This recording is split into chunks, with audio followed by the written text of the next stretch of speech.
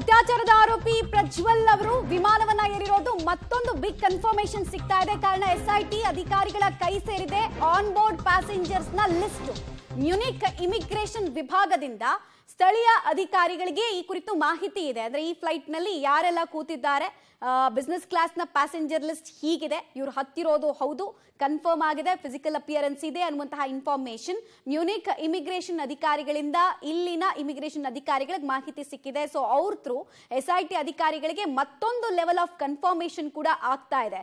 ಅಲ್ಲಿಗೆ right details ಕೊಡ್ತಾರೆ ಮುರಳಿ. ಈಗ ಇಮಿಗ್ರೇಷನ್ ಅಧಿಕಾರಿಗಳಿಗೆ ಸಿಗ್ತಾ ಇರುವಂತಹ ಬಿಗ್ ಕನ್ಫರ್ಮೇಶನ್, ಮತ್ತೊಂದು ಬೋರ್ಡಿಂಗ್ ಪಾಸ್ ನ ನಂತರ ಚೆಕ್ ಇನ್ ಬ್ಯಾಗ್ ನ ಇನ್ಫಾರ್ಮೇಶನ್ ನಂತರ ಮತ್ತೊಂದು ಬಿಗ್ ಕನ್ಫರ್ಮೇಶನ್, ಈ ಬಗ್ಗೆ ಏನೇನು ಡೀಟೇಲ್ಸ್ ಕೊಡ್ತೀರಿ? ಖಂಡಿತವಾಗಿ ಮಮತಾ, ಯಾಕಂದ್ರೆ ಪ್ರಮುಖವಾಗಿ ಅವರು ಬೋರ್ಡಿಂಗ್ ಆಗ್ತಾರಾ ಇಲ್ವಾ ಅನ್ನೋದ್ರ ಬಗ್ಗೆ ಒಂದಷ್ಟು ಅನುಮಾನಗಳಿತ್ತು. ಯಾಕಂದ್ರೆ ಮೇ 15ನೇ ತಾರೀಕು ನಡೆದಂತ ಪ್ರಸಂಗ ಇಂತು, ಆ ಪ್ರಸಂಗ ಇನ್ನೂ ಕೂಡ ಎಸ್ಐಟಿ ಅಧಿಕಾರಿಗಳು ಮರ್ತಿಲ್ಲ. ಅವತ್ತು ಕೂಡ ಇದೇ ರೀತಿಯ ಪ್ರಯತ್ನಗಳನ್ನ ಮಾಡ್ತಾ ಇದ್ರು. ಅವತ್ತು ಚೆಕ್ ಇನ್ ಆಗ್ತಾರಾ ಇಲ್ವಾ ಅನ್ನೋದ್ರ ಬಗ್ಗೆ, ಅಥವಾ ಬೋರ್ಡಿಂಗ್ ಆಗ್ತಾರಾ, ಅಥವಾ ಅವತ್ತು ತಲೆಮರೆಸ್ಕೊಳ್ಳುವಂತ ಪ್ರಯತ್ನಗಳನ್ನ ಮುಂದುವರಿಸ್ತಾರ ಅನ್ನೋದ್ರ ಬಗ್ಗೆ ಸಾಕಷ್ಟು ಕುತೂಹಲ ಎಸ್ಐಟಿ ಅಧಿಕಾರಿಗಳಿಗಿತ್ತು. ಆದ್ರೆ ಕೊನೆಯ ಅಂದ್ರೆ ಫ್ಲೈಟ್ ಮ್ಯಾನಿಫೆಸ್ಟೋ ಏನಿತ್ತು, ಮ್ಯಾನಿಫೆಸ್ಟೋ ಹೊರಹೊಮ್ಮೋ ತನಕನೂ ಕೂಡ ಅಧಿಕಾರಿಗಳಿಗೆ ಒಂದು ಕನ್ಫರ್ಮೇಶನ್ ಇರಲಿಲ್ಲ. ಈಗ ಇಮಿಗ್ರೇಷನ್ ಮ್ಯೂನಿಚ್ನ ಏರ್ಪೋರ್ಟ್ನ ಇಮಿಗ್ರೇಷನ್ ಅಧಿಕಾರಿಗಳಿಂದ ಮ್ಯಾನಿಫೆಸ್ಟೋ ಹೊರಬಿದ್ದಿರುವಂತದ್ದು ಅದು ಬೆಂಗಳೂರಿನ ಏರ್ಪೋರ್ಟ್ನ ಇಮಿಗ್ರೇಷನ್ ಅಧಿಕಾರಿಗಳಿಗೆ ತಲುಪಿದೆ.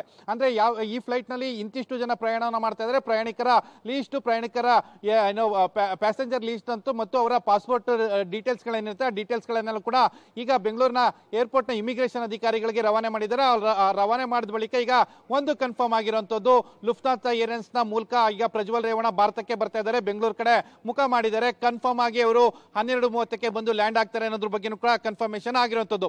ಈಗ ಸಿಕ್ಕಿತಾ ಇರೋ ಮಾಹಿತಿ ಪ್ರಕಾರ ಅಂದ್ರೆ 4 ಗಂಟೆಗೆ ಟೇಕ್ ಆಫ್ ಆಗಬೇಕಾಗಿತ್ತು. ಅಂದ್ರೆ 3:30 ಭಾರತೀಯ ಕಾಲಮಾನದ ಪ್ರಕಾರ 3:35 ಟೇಕ್ ಆಫ್ ಆಗಬೇಕಾಯ್ತು. ಅದನ್ನ ಸ್ವಲ್ಪ ಡಿಲೇ ಆಗಿತ್ತು ಅನ್ನೋದ್ರ ಬಗ್ಗೆ ಕೂಡ ಮಾಹಿತಿಗಳಿತ್ತು. ಈಗ 4 ಗಂಟೆಗೆ ಟೇಕ್ ಆಫ್ ಆಗುತ್ತೆ ಅನ್ನೋದ್ರ ಬಗ್ಗೆ ಮಾಹಿತಿ ಇತ್ತು. ಈಗ ಮತ್ತೆ 6 ನಿಮಿಷಗಳ ಕಾಲ ಡಿಲೇ ಅನ್ನೋದ್ರ ಬಗ್ಗೆ ಮಾಹಿತಿಗಳು ಸಿಗ್ತಾ ಇದಾವೆ. ಇನ್ನೇನು ಕೆಲವೇ ಕ್ಷಣಗಳಲ್ಲಿ ಆ ಫ್ಲೈಟ್ ಕೂಡ ಟೇಕ್ ಆಫ್ ಆಗುವಂತ ಸಾಧ್ಯತೆಗಳು ಕೂಡ ಇರುವಂತದ್ದು.